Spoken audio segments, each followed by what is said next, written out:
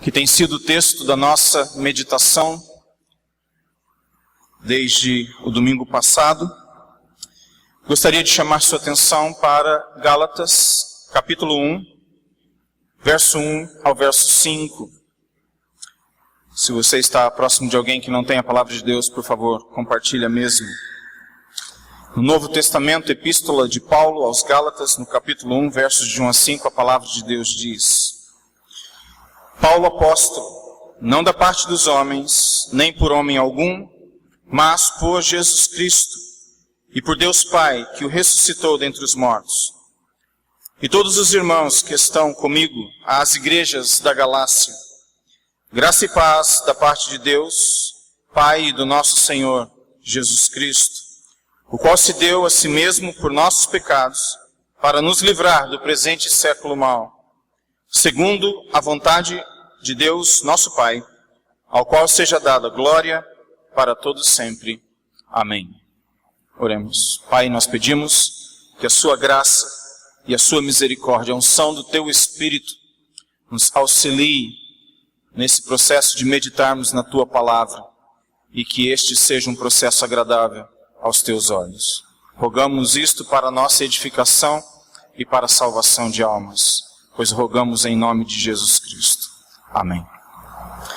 Quero, a título de introdução, ainda introdução geral ao estudo da epístola, falar sobre saudações iniciais. Na semana passada eu fiz algumas considerações que introduziram alguns pontos importantes para o entendimento da epístola. E hoje eu quero focar em algo que passa despercebido à medida que lemos o Novo Testamento e em nossos estudos das epístolas do Novo Testamento. E assim eu quero chamar sua atenção a título de introdução geral para estas que são chamadas saudações iniciais. Antes de iniciarmos uma análise verso por verso da epístola de Paulo aos Gálatas, focando na doutrina da ressurreição, com base no verso 1, e tentando entender o porquê que Paulo introduz esta grandiosa doutrina logo no início da sua epístola e do seu argumento. Antes de analisarmos esta doutrina da ressurreição, consideremos então um outro aspecto preliminar, mas de grande importância. Trata-se de algo implícito no estudo introdutório desta carta e que poderá nos ajudar a entender o conteúdo da mesma, bem como a atitude do apóstolo Paulo para com os cristãos daquela região conhecida como Galácia. Ainda que perigoso, nós devemos procurar sim entender os sentimentos de Paulo. E eu creio que a igreja foi treinada para isso à medida que estudamos a psicologia também envolvida na vida do profeta Jonas, estudo que nós terminamos há algum tempo atrás. É algo perigoso tentarmos entender a mente e o coração de alguém, todavia necessário até um certo ponto. E nós nos colocamos à disposição para estudarmos esses sentimentos apostólicos que estão nas entrelinhas dessas saudações iniciais. Pela primeira vez em muito tempo, eu escrevi uma carta de punho.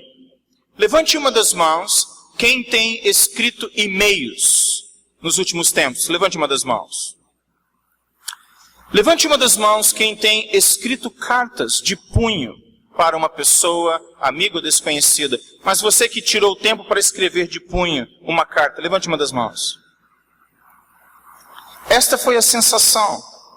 E eu disse: Senhor, pela primeira vez em muito tempo, eu vou escrever uma carta para um amigo e agora eu tenho que pensar nas margens, eu tenho que pensar na estrutura, eu tenho que pensar na divisão dos parágrafos, eu tenho que pensar nas linhas. Mais do que isso, eu tenho que pensar na minha caligrafia. Quantos de vocês não se preocupam com caligrafia há muito tempo? Em alguns casos, uma esperança perdida, mas ainda assim, algo que nós devemos considerar. Sabe por quê, irmãos? Nós estamos tão envolvidos com e-mails que nós não escrevemos mais cartas. Eu não me lembro de uma última carta, quando foi recebida, carta mesmo, não um cartão. Carta escrita de punho da parte de alguém, endereçada à minha pessoa. Quando você abre a caixa do correio, lá está a mesma. 2, 3 páginas de coisas compartilhadas. Eu não me lembro a última vez, mas algumas semanas eu tive que fazer esse exercício e foi desafiador. Eu tive que parar e reescrever, jogar fora o papel, escrever de novo. Disse: o que está acontecendo? Perdi a habilidade de escrever facilmente uma carta. Mas antes de me julgar, tente você fazer o mesmo. E você descobrirá que aquela correção automática disponível no seu computador será um problema. Você terá que ter um dicionário próximo e lembrar de algumas coisas que já caíram no esquecimento. Extraordinário. E eu louvo a Deus que Deus não enviou e-mails. Deus escreveu cartas.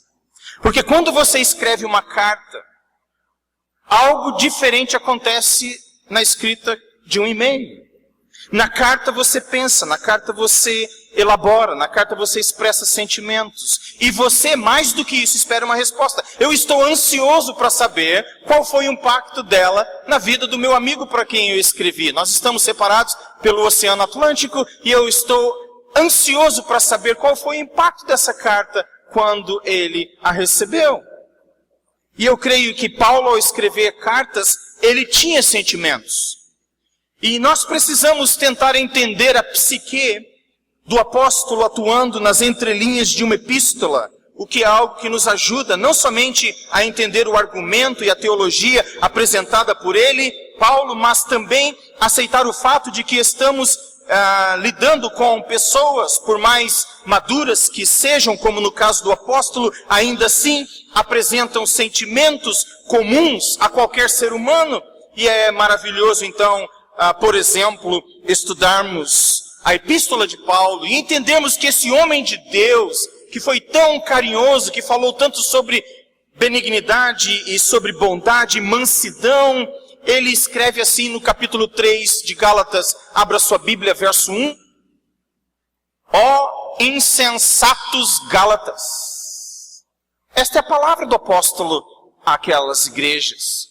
E vem a pergunta, por que Paulo, sendo um exemplo de amor e de benignidade, bondade e mansidão, por que ele fala assim com as igrejas da Galácia? Por que que é somente nessa epístola que isto acontece? O que está por trás de Paulo? O que está acontecendo na mente, no coração do apóstolo quando ele se refere àqueles irmãos como insensatos? Não, se eu, como pastor dessa igreja, me dirigisse assim a esta congregação diante de algumas decisões, palavras, ações e reações e os descrevesse dessa forma, insensatos membros da IBBH, como vocês reagiriam? Eu sei como alguns reagiriam, mas isso fica para uma outra ocasião estudarmos.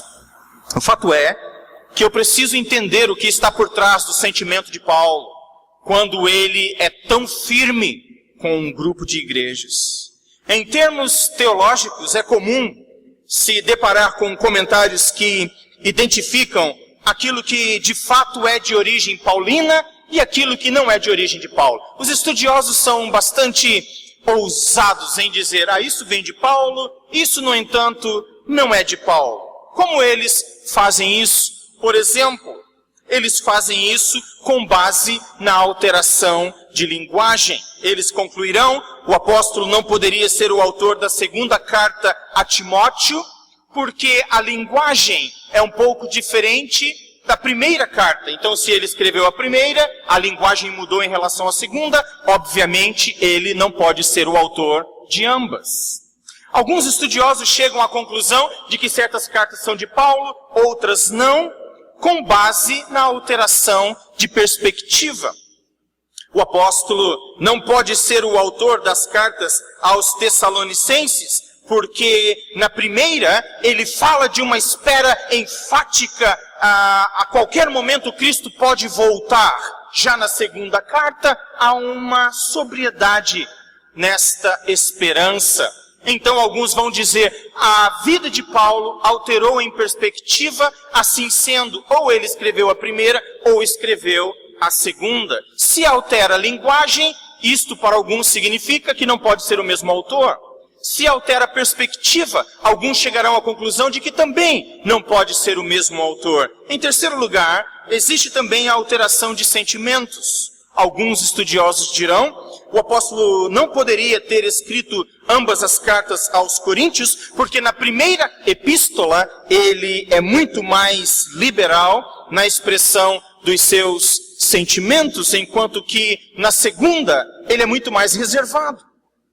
Há um quê de distanciamento entre o apóstolo e a igreja. Estes são argumentos que levam pessoas a certas conclusões. Eu não vejo que a coisa seja necessariamente assim. Respeito aqueles que creem assim, mas não concluo desta forma. Eu preciso considerar essas alterações de conteúdo, de perspectiva, alterações de sentimentos na teologia, no ministério e na vida de uma pessoa como o apóstolo Paulo, que deve me precaver quanto a algumas conclusões. A primeira delas, a de definirmos com base em opiniões pessoais aquilo que é ou não determinado de determinado autor sagrado e eventualmente definirmos o que é ou não inspirado por Deus. Porque isto para alguns é uma conclusão fatal.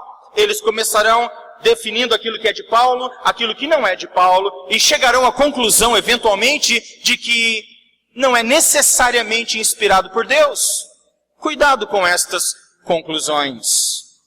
Uma segunda coisa acerca da qual eu devo me precaver com esses estudos é assumirmos que alterações na vida cristã não são coisas passivas de acontecerem, negando-se assim o processo de maturidade assumido pelo próprio apóstolo. Então, quando alguém diz para mim, ele teve uma alteração de sentimento de uma carta para outra, assim sendo não pode ser a mesma pessoa, eu me questiono, quem aqui, em nome de tudo que é mais sagrado, vai dizer para mim que desde o início da sua carreira cristã não mudou nada?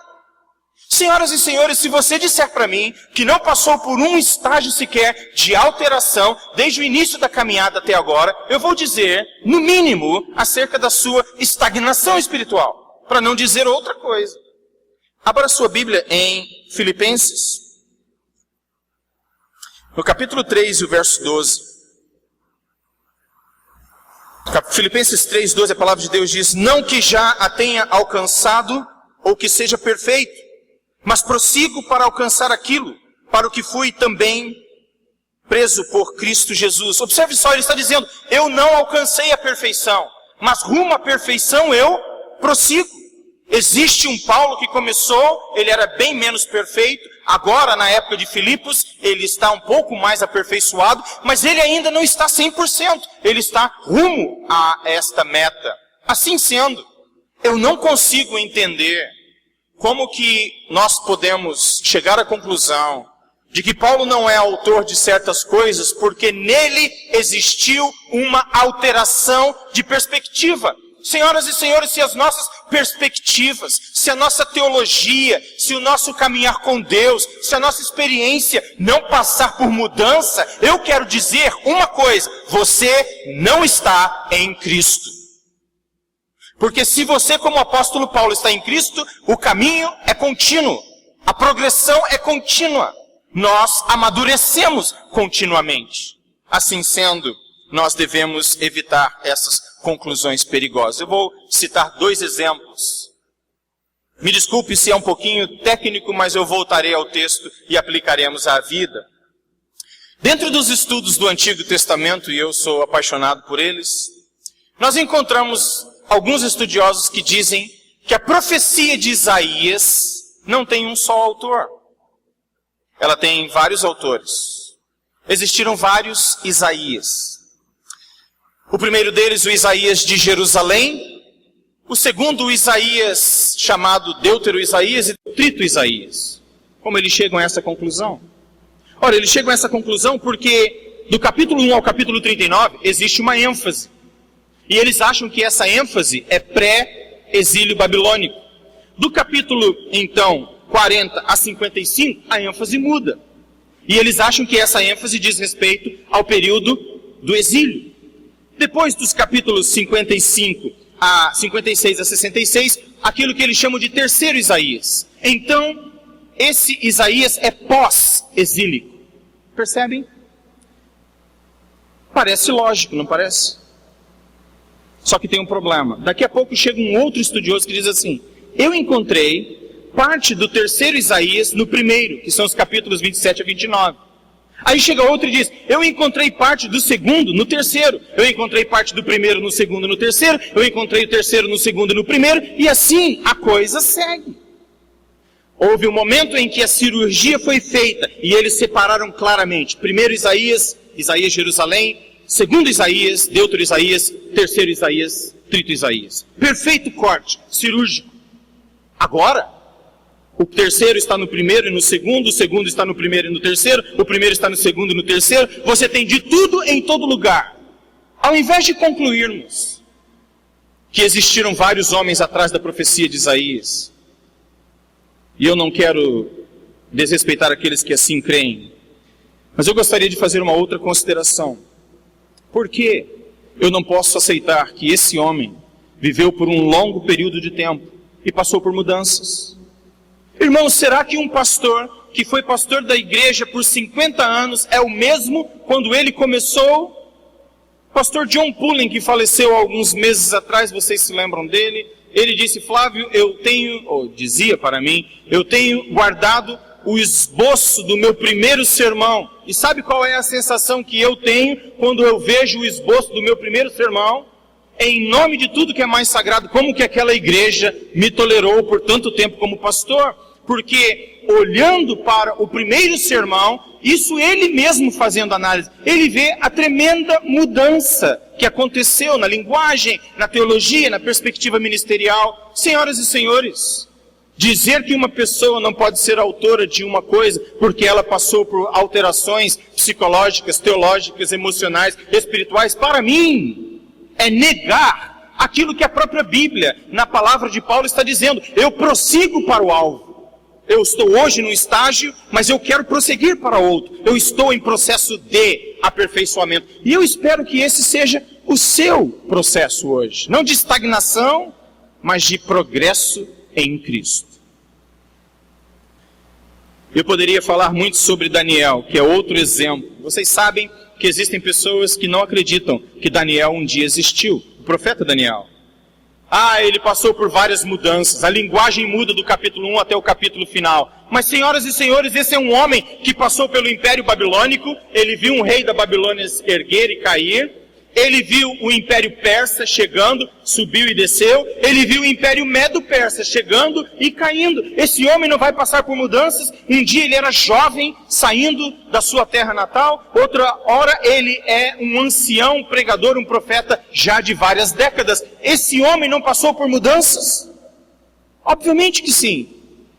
Seria tolice negarmos tal coisa e concluirmos assim que ele não poderia ser a mente por trás da profecia, porque ele passou por alterações. Isso é um absurdo, pelo menos no meu ponto de vista. Deduzir que o profeta não existiu porque ele mudou a forma de argumentar, a visão da vida, a leitura dos fatos históricos, é negar alguma das coisas mais básicas. Primeiro, que seres humanos não progridem, o que seria uma estupidez. Segundo, que Isaías, Daniel, o apóstolo Paulo não existiram, porque passaram por alterações ou avanços, o que para mim também é uma insensatez. Terceiro, não atribuir inspiração divina aos escritos do cânon sagrado, porque os autores passaram por transformações. A maravilha da revelação escrita de Deus através de homens é exatamente esta, que ele usou pessoas em processo de aperfeiçoamento. E eu espero que você esteja nesse processo também. De qualquer maneira, quando eu foco a minha atenção na epístola de Paulo aos Gálatas, eu observo certas coisas que são comuns à epístola e às epístolas de Paulo. Por exemplo, há uma identificação de quem é o remetente. Há uma identificação de quem é o destinatário. Há uma descrição da função que ele, Paulo, exerce. Ora, ele se descreve como servo, depois ele se descreve como apóstolo, em alguns locais ele se coloca como prisioneiro, em outros locais ele se coloca no plural como filhos de Deus. Existe uma alteração na forma como ele apresenta esta saudação inicial. E agora eu quero chamar a sua atenção para um fato que talvez seja absolutamente irrelevante, mas eu o preparei. Marco Aurélio me ajudou com o slide. Vamos ver se você observa alguns pontos. Todas as cartas de Paulo, 13 delas, aquelas que são absolutamente consideradas como Paulo, aquelas que são tidas como atribuídas a Paulo, não importa, aqui é de Paulo. Você tem o remetente, e você vai observar nessa coluna várias formas como Paulo descreve. Você não está vendo como eu estou num só slide, por isso que você tem a visão parcial, mas o que eu quero pontuar aqui é que quando Paulo descreve, quando ele se dirige, ele descreve o remetente de várias maneiras. Ora ele está no singular, ora ele está escrevendo com mais um, ora ele está escrevendo com mais dois, ora ele está escrevendo como um grupo de pessoas. Você depois em sua Bíblia faça esta análise. Em fazendo isso, ele se descreve, ora como servo, como eu mencionei, depois como irmão, apóstolo e assim também como prisioneiro. Todas as cartas contêm um desejo geral, graça e paz. Essa coluna é praticamente comum, ela só vai alterar na epístola de Paulo a Timóteo, nas duas, quando ele usa 3 termos, graça, misericórdia e paz. O destinatário, obviamente, muda, igreja em Roma, igreja na Galácia, os Efésios e daí por diante. Mas eu quero chamar a sua atenção para um ponto. Isso aqui eu não copiei de lugar nenhum, ao contrário daqueles que perguntam se eu copio da internet dos meus sermões. Eu quero dizer que eu gastei muito tempo pensando nisso. Pode ser irrelevante, mas eu gastei muito tempo pensando nisso. Eu quero agora chamar a sua atenção talvez para o segundo slide, depois você pode obter isso, e aquele quadradinho vermelho. O ponto aqui é o seguinte: em todas as epístolas de Paulo, e eu fiz questão de pontuar isso essa semana, existem agradecimentos a Deus ou às pessoas, com uma única exceção. Eu sei que adivinhar é pecado, mas eu vou perguntar só como força de expressão. Adivinhe qual é a epístola na qual uma palavra de agradecimento está ausente, quer a Deus, quer aos irmãos. Adivinhe. A epístola de Paulo aos Gálatas. Não é por isso que eu fiz esse rodeio todo. Porque a pergunta básica é a seguinte: por quê? Por que Paulo é tão firme com essas igrejas, que chega ao ponto de não dizer, graças damos a Deus todas as vezes que nos lembramos de vocês? Paulo não diz isso em um momento em Gálatas. Por quê? Este é um homem preocupado, este é um pastor aflito, este é um homem de coração pesado. Não há brincadeira, não há tempo para isso. E agora eu quero conduzir as nossas mentes a uma conclusão para que nós não nos desgastemos demais nessa noite com essa introdução geral. A primeira coisa que eu quero falar a título de conclusão é isto: que as similaridades e dissimilaridades confirmam a criatividade do autor e das necessidades eclesiásticas num contexto governado pela soberania e inspiração do Espírito Santo. Em outras palavras, o fato dele divergir de uma epístola para outra, o contexto eclesiástico ser um no contexto e outra situação em outro contexto, não significa que Paulo não está por trás delas, que a mente do homem de Deus não atuou por trás dela, muito menos que ela não seja inspirada.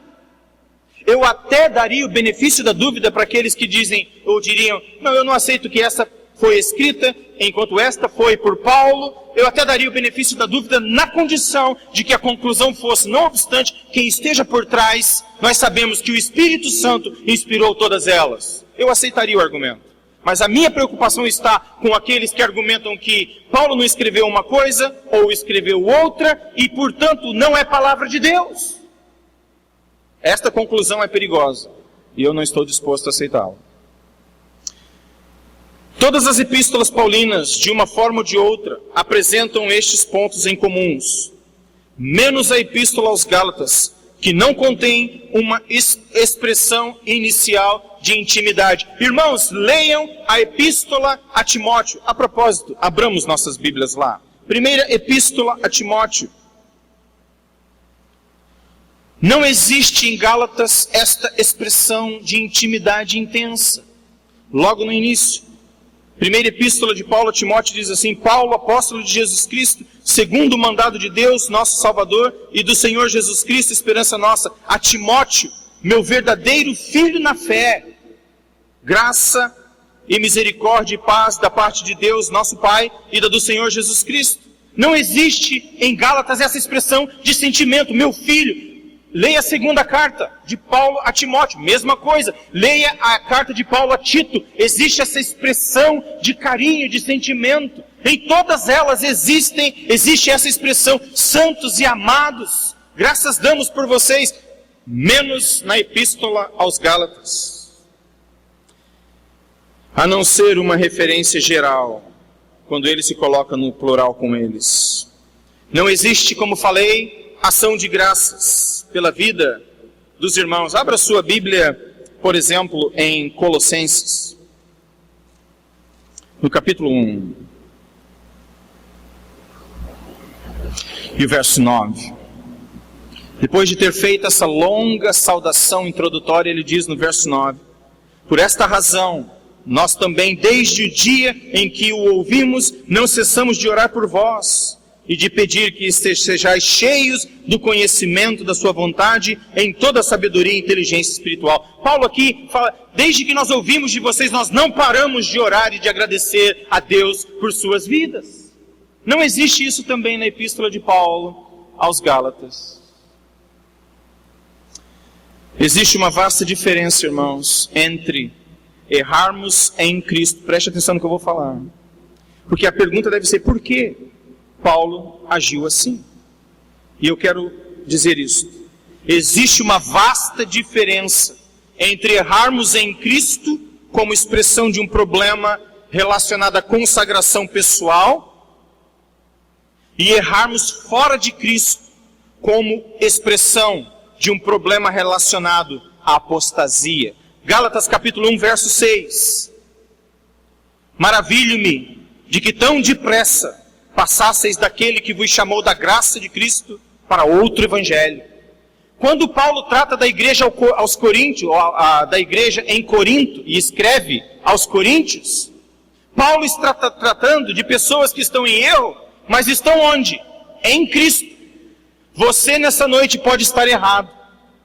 Você pode ter pecado e entrado nesse santuário convicto do seu erro, mas se você está em Cristo, e disposto a se arrepender e a consertar, existe esperança, existe perdão, existe palavra de ânimo. Agora, uma coisa totalmente diferente é o que os Gálatas estão fazendo. Eles estão errando para longe de Cristo.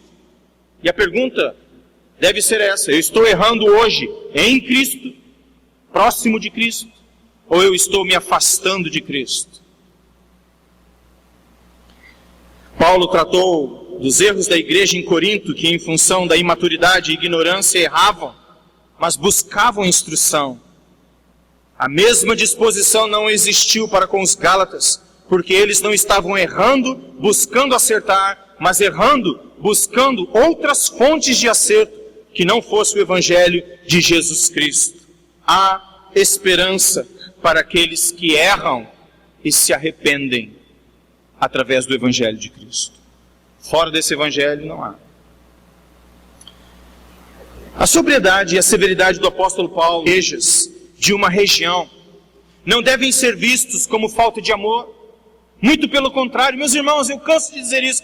Eu não sei por que nós desenvolvemos esta visão subjetiva, superficial, sentimental do amor, que o amor verdadeiro, ele não confronta. Isso não é bíblico, isso não é neotestamentário. Quando eu amo, é por isso que eu confronto. Eu estou vendo um irmão ir para o buraco, é minha responsabilidade alertá-lo. Se você está me vendo em um perigo, ou correndo rumo a um perigo, a um abismo, é sua responsabilidade me avisar. Eu não consigo entender, no século 21, conhecendo a Bíblia como nós conhecemos, como que uma igreja pode dizer que encarar os problemas e falar acerca deles não deve acontecer porque é razão de constrangimento, quando a conclusão disso pode ser devastação por décadas. Amor, ele confronta. O amor diz, está errado. Não é isso que você faz com seu filho? Eu espero que seja. Não é isso que os nossos pais fizeram conosco? Eu espero que sim. Porque nós seremos bem melhores seres humanos se os nossos pais nos trataram assim.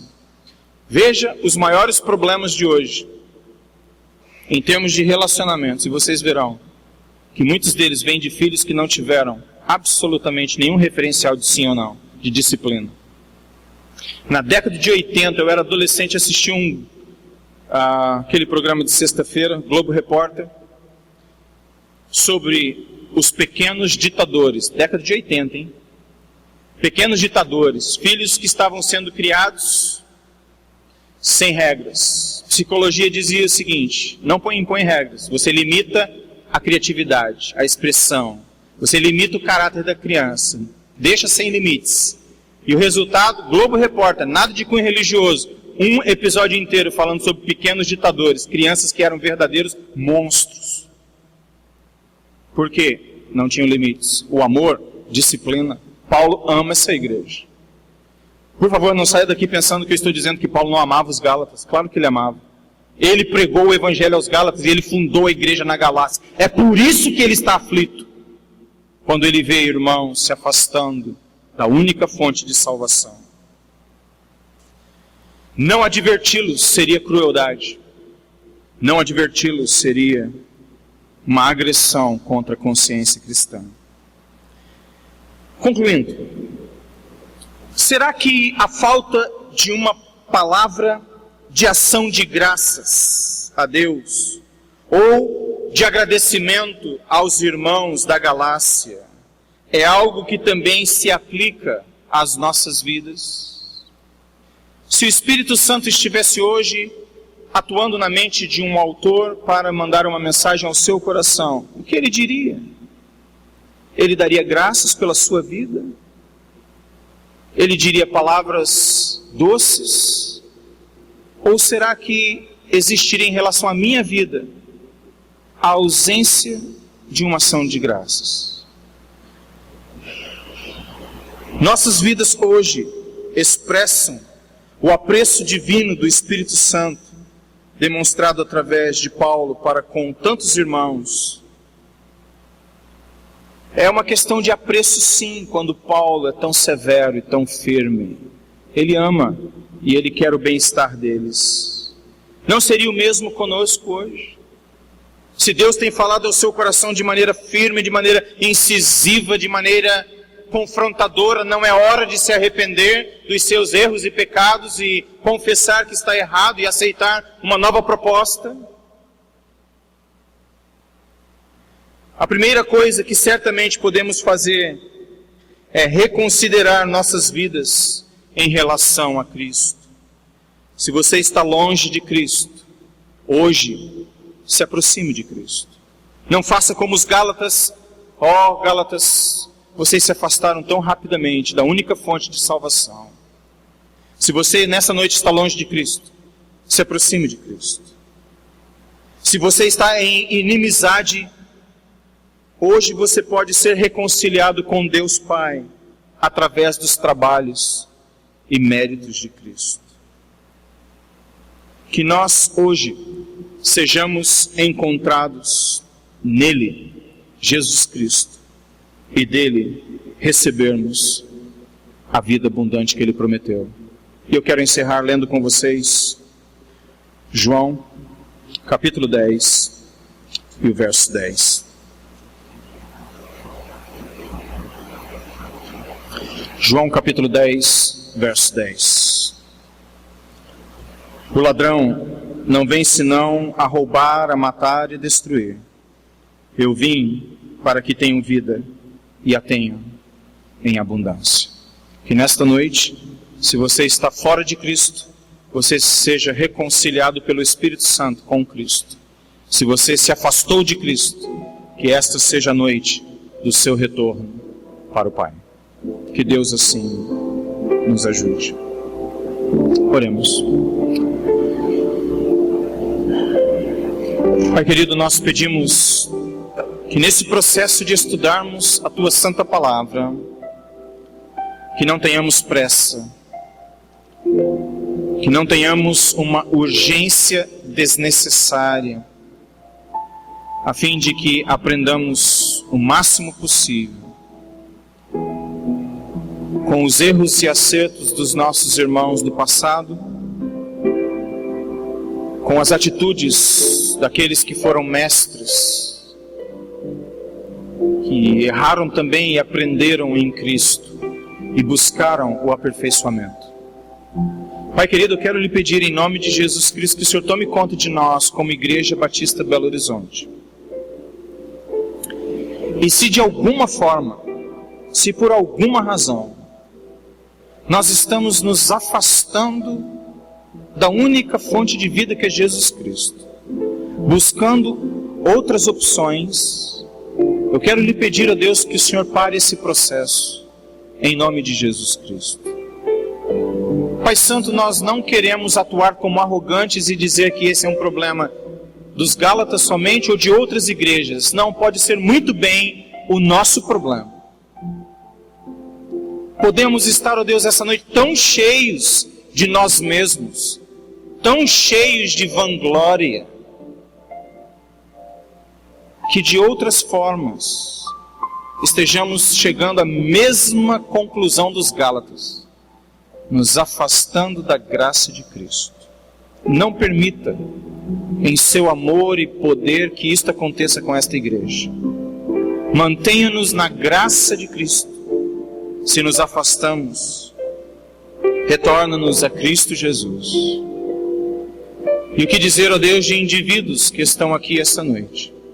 O mesmo pode estar acontecendo neste nível pessoal. E eu peço que aqueles que estão longe de Cristo, que nunca foram reconciliados, que sejam trazidos pelo poder do Teu Espírito aos pés da cruz, reconheçam Cristo como Senhor e Salvador, passem, ó Deus, pelo túmulo vazio e se prostrem diante do trono no qual o Cordeiro está assentado.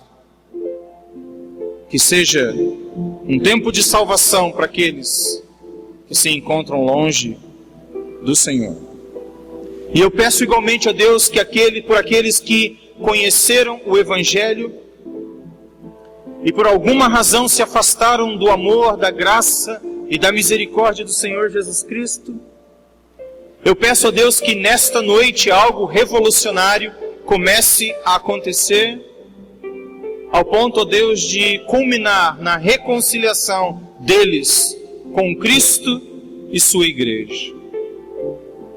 Ó Deus, que o Teu amor e a Tua graça, o Teu poder irresistível, proporcione estas realidades em nosso meio. E que possamos ainda esta noite dormir o sono dos justos, sabendo que estamos em Cristo, reconciliados com o Senhor Pai para sempre, selados com o Espírito Santo da promessa, certos do amor do Senhor sobre as nossas vidas, e que assim possamos descansar esta noite para iniciarmos uma nova semana e que esta seja produtiva, vivida totalmente à luz do Evangelho de nosso Senhor Jesus Cristo, dependente única e tão somente dele, o nosso Redentor Jesus Cristo, autor e consumador da nossa fé. Que ao Senhor seja dada toda a honra, toda a glória, todo louvor e toda adoração, hoje e para todo sempre. Em nome de Jesus Cristo nós oramos. Amém. e amém. Deus permitindo, em nosso próximo encontro, nos engajaremos verso a verso, estudaremos o verso 1 da Epístola aos Gálatas. Deus abençoe.